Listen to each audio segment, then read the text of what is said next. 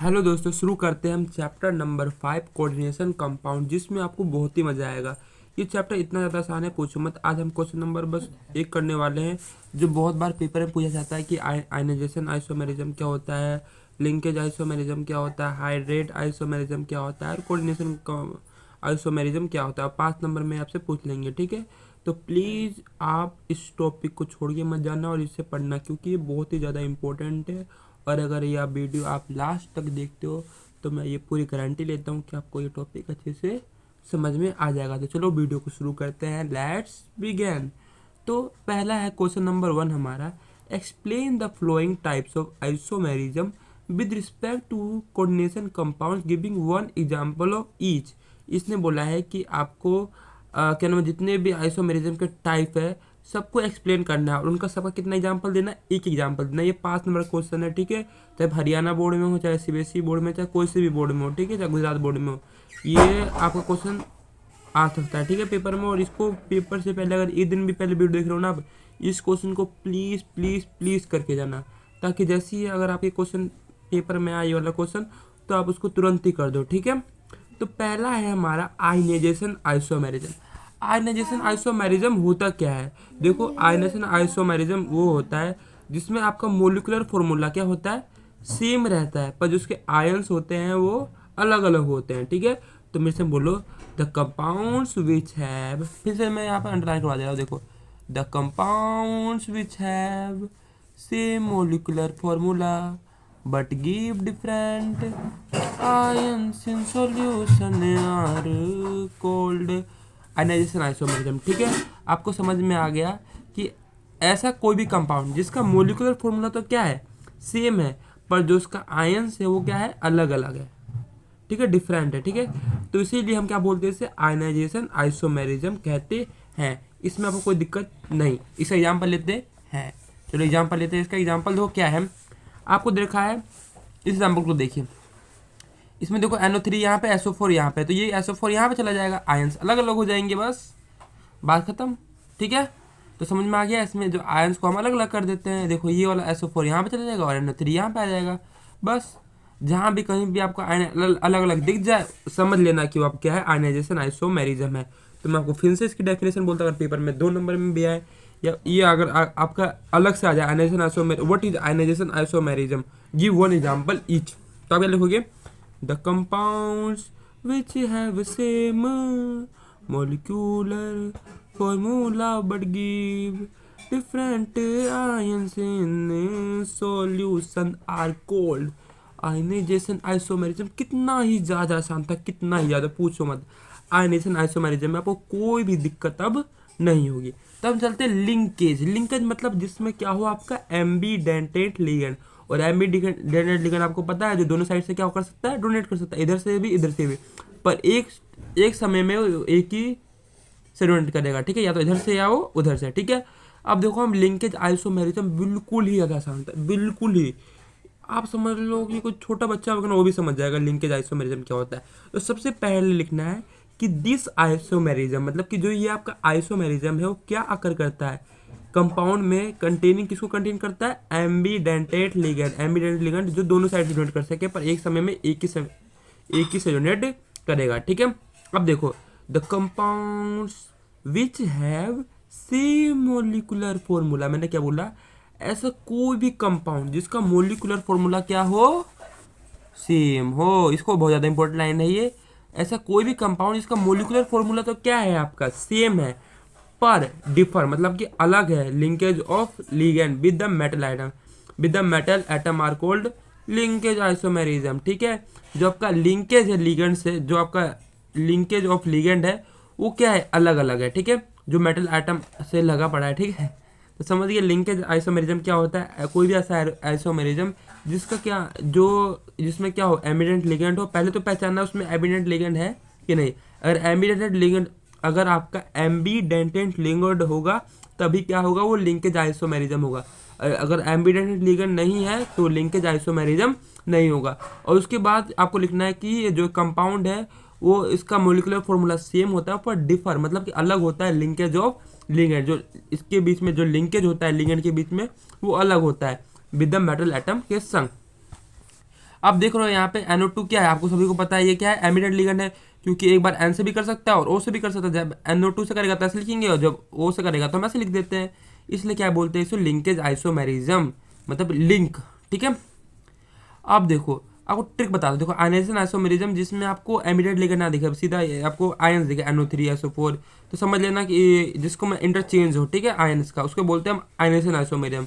और लिंकेज में जिसमें आपको एमिडेंट लिगेंड दिख गया वैसी टिक मार देना। और 1 नंबर में MCQ आता है, आपको बहुत सारे ऑप्शन दिया हुआ है, ठीक है, आपसे पूछा है ये बताइए कि आप लिंकेज आइसोमेरिज्म है कि हाइड्रेट है कि, ठीक है, या आपका ये वो है, ठीक है, या आपका ये वो है, क्या बोलते हैं इसे, कोऑर्डिनेशन आइसोमेरिज्म। तो आप ऐसे बता सकते हो आसानी से। लिंकेज आइसोमेरिज्म में कोई दिक्कत नहीं, हाई क्या नाम है, ठीक है, और आयनाइजेशन आइसोमेरिज्म में कोई दिक्कत नहीं।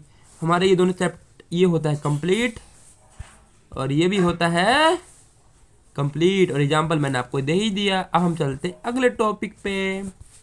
अगला टॉपिक क्या है हमारा, हाइड्रेट आइसोमेरिज्म। दोस्तों हाइड्रेट आइसोमेरिज्म को पहचानने की सिंपल ट्रिक बताऊं मैं, जिसमें अगर आपको वाटर है, क्या मैंने बोला, जिसमें वाटर को आपको पता है ये क्या उसका फॉर्मूला होता है, H2O।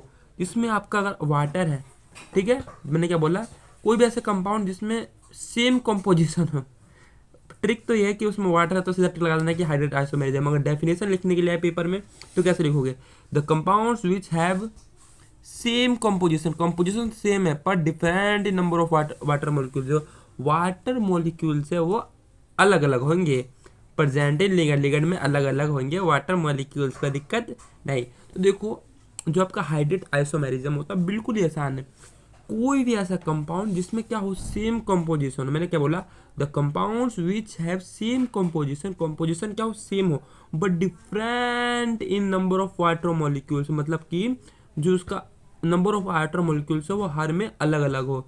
जो किस में प्रेजेंट होता है, लिगेंड में, and the outside the coordination sphere, और आपके जो कोऑर्डिनेशन स्फीयर के बाहर भी प्रेजेंट होता है वाटर। ठीक है, आपको दिखेगा, देखो एग्जांपल इसके 3 हाइड्रेट आइसोमेरिज्म है।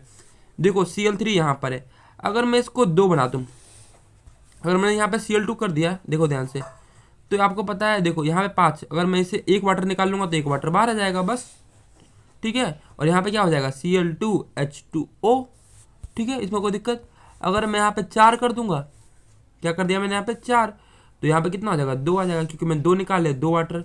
1 निकालोगे तो यहाँ पे लिखोगे 1H2O। ठीक है, अगर आप यहाँ पे 2 निकालोगे तो क्या लिखोगे आप, 2H2। याद रखना इस बात का। ठीक है, देखो पहले हमने यहाँ पे 1 निकाला तो हमने बोल दिया 1H2O। ठीक है, सॉरी, इसमें हमने 1 भी निकाला, देखो इसमें हमने 1H2O निकाला तो यहाँ पे क्या लिख दिया हमने, 1H2O, तो यहाँ पे Cl2 हो गया। 1 निकाला तो 1 आपने क्लोरीन क्या कर दिया, कम कर दिया, 1 वाटर भी कम कर दिया। 1 जैसे आपने 2 निकाला तो आपने क्या लिख दिया यहाँ पे, 2H2O। जितना आपको निकालना उतना लिख दो और उतना क्लोरीन क्या कर देना, आपको कम कर देना है। देखो फिर समझते हैं, यहाँ पे क्या लिखा है, CrH2O होल 6 Cl3। अगर आप इसको 2 कर दोगे और इसको 5 कर दोगे तो 1 वाटर यहाँ से निकल जाएगा। ठीक है, यहाँ पे देखिएगा, अगर इसके यहाँ पे 4 कर दोगे और यहाँ पे आप कितना कर दोगे, एक भी नहीं। ठीक है, 1 रहेगा बस, तो अब कितना हो जाएगा, 2 हो जाएगा। तो ऐसा कहीं भी आपको दिख जाए इसमें वाटर क्या हो, कोऑर्डिनेशन स्फीयर के बाहर प्रेजेंट हो, तो उसे क्या बोलते हैं हम, हाइड्रेट आइसोमेरिज्म। या उसका दूसरा नाम क्या होता है, सोलवेट आइसोमेरिज्म। और इसका तीसरा नाम क्या होता है 3 नाम बता दी मैंने आपको। तीसरा नाम होता है आपका हाइड्रेट होता है और सोलवेट होता है। ठीक है, चलो आगे बढ़ते हैं। अब आता है मेरा अगला, कोऑर्डिनेशन आइसोमेरिज्म। कोऑर्डिनेशन मतलब जिसमें 2 कोऑर्डिनेशन स्पेयर हो। ये तो बहुत अच्छा ट्रिक बता दिया आपने, बिल्कुल। अब तो इजी हो जाएगा, कैसे, this type of isomerism occurs in compounds containing both. इसमें क्या होता है, आपका कटायंस भी होता है, अनायन कॉम्प्लेक्सेस भी होता है। याद रखना, एक तो कटायंस कॉम्प्लेक्स होगा, एक अनायन को। कटायन मतलब पता ही है, हमें तो पता है क्या होता है इसका मतलब। कटायन मतलब वो होता है जिस पर पॉजिटिव चार्ज हो, अनायन मतलब वो जिस पर नेगेटिव चार्ज हो। एंड द आइसोमेरिज्म, आइसोमर्स का अलग अलग होगा, डिस्ट्रीब्यूशन अलग अलग बटा हुआ, किसमें, कटायनिक और अनायनिक पार्ट में। देखो क्या होगा इसमें, जो आपको ये अमोनिया दिख रहा है, क्या दिख रहा है, ये अमोनिया ये यहाँ पे आ जाएगा और ये यहाँ पे चला जाएगा, तो PtNH3 की पावर 4 बन जाएगा और Cu क्या बन जाएगा, Cl। ऐसे पहचान सकते हो। या ट्रिक भी है इसके लिए, जिसमें 2 कोऑर्डिनेशन स्फीयर होता है उसको क्या बोलते हैं, हम कोऑर्डिनेशन आइसोमेरिज्म बोलते हैं। अगर मैं आपसे पूछूं कि ये कौन सा, आप तो देखते बोल दोगे ये तो आपका होना चाहिए आयनाइजेशन आइसोमेरिज्म, क्योंकि इसमें आयन है। देखो Cl, पहले देखो Cl यहाँ पे था, SO4 की जगह Cl आ जाएगा, तो इसका राइट आंसर क्या हो जाएगा? Option number 3। ठीक है, अगर मैं आपसे दूसरा क्वेश्चन पूछूं, what is the coordination number in the compound K3Cr C2O4 3? अब central metal atom, central metal atom वो होता है जिसको आप इलेक्ट्रॉन पेयर डोनेट करते हो। ठीक है, तो जो Cr क्या है आपका सेंट्रल मेटल एटम, इसको कितना डोनेट करेंगे? देखो, एक C2O4 दो इलेक्ट्रॉन पेयर को अपने डोनेट कर सकता है, एक दो इलेक्ट्रॉन पेयर को डोनेट कर सकता है, दो को डोनेट दो दे सकता है, तो 3 कितना देगा? 6 देगा। इसलिए कोऑर्डिनेशन नंबर क्या हो गया आपका? 6 हो गया। क्या हो गया? कोऑर्डिनेशन नंबर 6 हो गया। अब देखो, इसमें आपको पता है En कितना देता है? 2 देता है। En को क्या बोलते हैं? Ethylene diamine triacetate, ethylene. ठीक है, अब देखो, एक En कितना देगा? 2, 2 कितना देगा? 4 देगा। 4 और 2 कितना हो गया? 6, क्योंकि Cl तो पता है Cl कितना देता है? 1 देता है ना, तो सी हो जाएगा इसका राइट आंसर। अगर आप लोगों को ये वीडियो थोड़ा बहुत भी पसंद आया होगा तो प्लीज़ आप लोगों ने लास्ट तक देखा, इसके लिए आपको बहुत ही बहुत ही बहुत ही थैंक्स। तो मिलते हैं नेक्स्ट वीडियो में, तब तक के लिए आप पढ़ाई करते रहिए, और किसी प्रकार की दिक्कत है पढ़ाई से रिलेटेड तो प्लीज़ हमें कमेंट कीजिए। मिलते हैं नेक्स्ट वीडियो में, तब तक के लिए आप ऐसे ही हंसते रहिए और मुस्कुराते रहिए। ठीक है, टाटा बाय बाय।